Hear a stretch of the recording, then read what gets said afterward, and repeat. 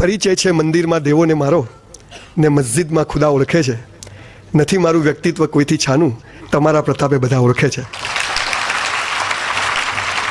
સંજય મેનાબેન રાવલ. હું મારી બાનું નામ એટલે બોલું છું કે બાપાને તો બધા ઓળખતા જ હોય, પેલું એલસીમાં આવે ને પાછળ, અને પછી આપણે ધંધા એવા કરીએ એટલે કે આનો જ છે.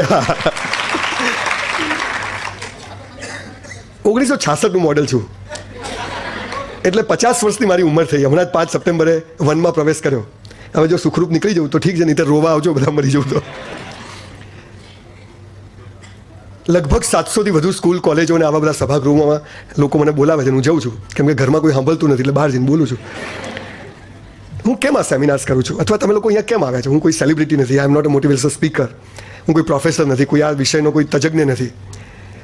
પણ એક આખી લાંબી પ્રોસેસ છે. આખો મોટિવેશનનો આખો બિઝનેસ ચાલે છે. તમને ભયમુક્ત બનાવવાનો બિઝનેસ ચાલે, તમારી પર્સનાલિટીનો બિઝનેસ પાડે. મને એમ થાય તું તારી પાડ ને, આપણને પૈસા કમાવાના નુસ્ખા બતાવે, તું જ કમાઈ લે ને ભાઈ.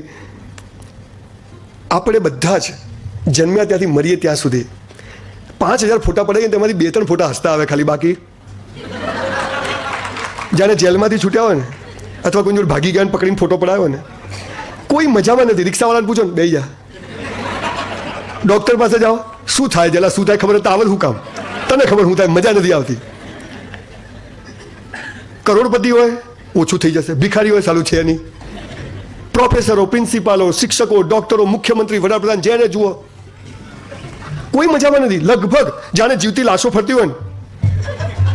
હાલ તમારો ફોટો પાડો ને, જો તમે હું બોલતો ના તો કેવો આવે, બધી લાશો બેસાડી હોય ને ખુરશીમાં.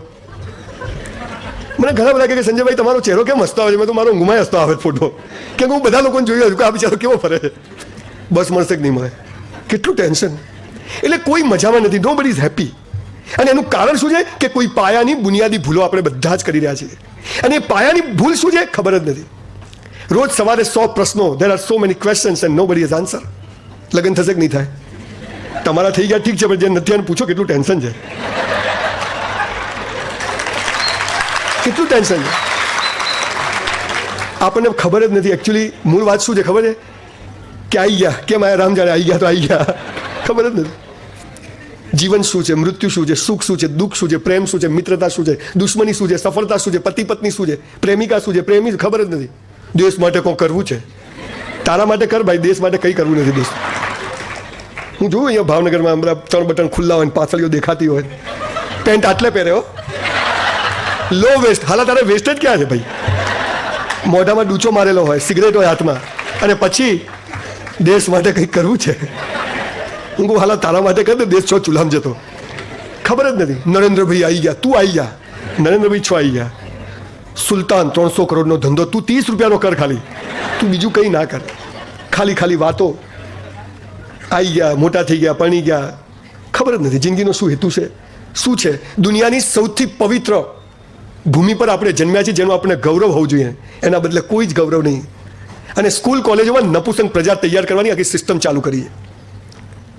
8મા ધોરણમાં મેં ઘરે ઝઘડો કર્યો. પહેલાં મારી થોડુંક બેકગ્રાઉન્ડ કહી દઉં કે I am from very poor family. When I was born there was no toilet in my house, no fan in my house. હું જ્યારે જન્મ્યો ત્યારે મારા ઘરમાં બાથરૂમ એક કોમન બહાર. 8મા ધોરણમાં મેં ઘરે ઝઘડો કર્યો. મારા બાપુજીને કીધું સાયકલ લાવી આપો. મને કે કેમ? મેં તું બધા લ્યુના લઈને આવે, ઘોડાગાડીમાં આવે, બસમાં આવે ને આપણે ચાલતા. મને કે બેટા આપણે ગરીબ છીએ. મેં ગરીબ એટલે હું સાયકલ લાવી આપો. અને એ દિવસે મારા અભણ બાપે મને જે વાત કરી, મારા મા બાપ બિલકુલ અભણ. કોઈ પણ વાર્તા હોય ને એમાં શું આવે ખબર છે? એક દરિદ્ર બ્રાહ્મણ હતો, એટલે હું એ દરિદ્ર બ્રાહ્મણમાં જન્મેલો. અને બ્રાહ્મણ તો ગરીબ જ હોય, કોઈ બી વાર્તા હોય. હવે બધી વાયકાઓ ખોટી પડે ધીરે ધીરે બધી. હવે કોઈ આવો જ બતાવો કે દરિદ્ર બ્રાહ્મણ કોને કહેવાય.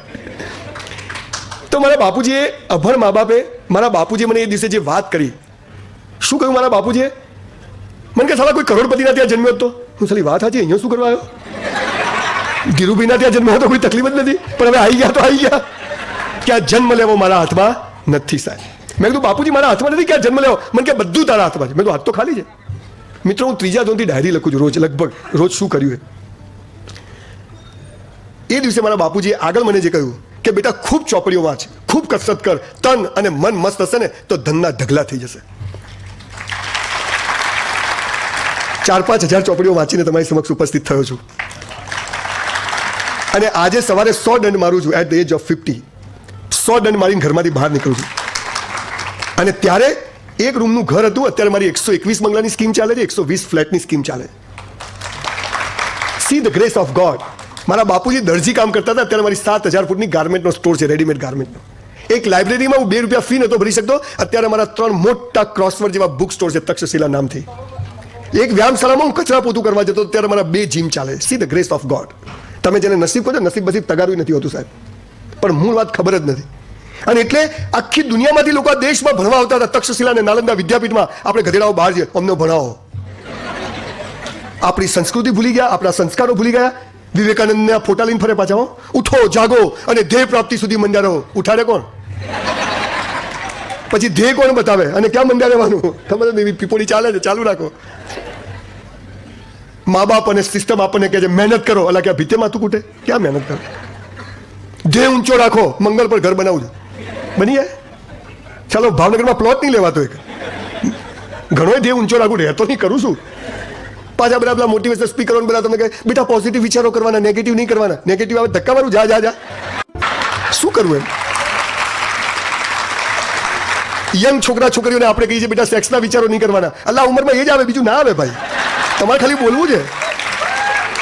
But how to live with that bad thoughts, how to live with that negative thoughts, that is more important. આ દુનિયામાં સૌથી વધુ શું અપાય છે ખબર? શિખામણો. અને સૌથી વધુ શું લેવા છે? શિખામણ. કેમ કે આપવા લેવા વાળા 2 સમજે કાં તો બીજા માટે આપણે કઈ લેવા દેવા નથી. ચાલુ રાખો. જિંદગી સાહેબ અદ્ભુત છે, અદ્ભુત છે. And life is so beautiful. પણ આપણને નાનપણથી ભિખારી બનવાની, રોતા રહેવાની ને બાયલા બનવાની ટ્રેનિંગ આપવામાં આવી છે પદ્ધતિસર. તમારો કોઈ રીતે વિકાસ થાય નહીં. ન તમારો માનસિક વિકાસ થાય, ન તમારો શારીરિક વિકાસ થાય, ન તમારો આધ્યાત્મિક વિકાસ થાય. તો જ તમે સિક્કા મારો ને.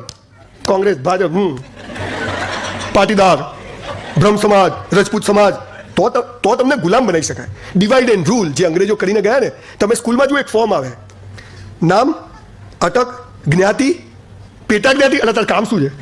હું માણસ નહીં દેખાતો તમને, પણ તમને યાદ કરવા તું આ છે.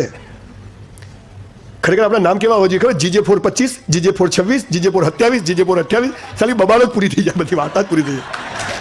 પણ ના, એવું ના કરે. એ કરે તો એમની દુકાનો બંધ થઈ જાય. એટલે એવું નહીં કરે. સ્કૂલમાંથી લાઇબ્રેરીઓ ખલાસ કરી નાખી, ગામમાંથી ચોપડીઓ, દુકાનમાં એટલી તકલીફ અપાય કોઈ ચોપડીઓનો ધંધો ના કરે, કોઈ વ્યાયામશાળાઓ ના ચલાવે, સ્કૂલમાંથી પીટીના ટીચરો કાઢી નાખ્યા, આખી ફાતડાઓની જમાત તૈયાર થાય. આજના યંગ છોકરા છોકરીઓને જોઈને બહુ દયા આવે છે. 65 કરોડ યુવાનો છે. કેટલા? 65 કરોડ. સાલો એક ગોલ્ડ મેડલ આવતો નથી. થોડા માટે રહી ગયું. આપણે રહી જ જાય દર સાલ ચાલુ થોડા માટે. બાકી 25 ને 125 કરી દઈએ આપણે કરોડો. ચલો, જીવન શું છે ખબર જ નથી સાહેબ. અને એટલે ગરીબીમાંથી બહાર આવવું છે, ડિપ્રેશનમાંથી બહાર આવવું છે, માનસિકતા બદલવી છે, કંઈક કરવું છે. પણ કરવું કેવી રીતે? કે તમારી કલાઈ જ કરી નાખી જાવ કે તમે મોટી 5 સ્ટાર હોટલમાં જાઓ ને તો કુંડામાં 50 વર્ષનો છોડ હોય. શું હોય? 50 વર્ષનો છોડ હોય. આટલો જ હોય, વધે જ નહીં. બોન્જાઈસ કહેવાય ને. તમે 5 સ્ટાર હોટલમાં જાઓ, વડનું ઝાડ હોય, આંબાનું ઝાડ હોય, 50 વર્ષથી આવડું ને આવડું જ રહે. કેમ ખબર છે? એના કુંડામાં નીચે કાના પાડેલા હોય. એટલે જેવા આપણા મૂળિયા વધે નીચેથી કાપી નાખે, નીચે કાપે ને ઉપર વધે જ નહીં. જય શ્રી કૃષ્ણ. એટલે સમાજે શું કર્યું છે? આપણા વિકાસવાળા કોઈ મૂળિયા કાપવાનું જન્મતાની હાથે જ ચાલુ કરી દીધું.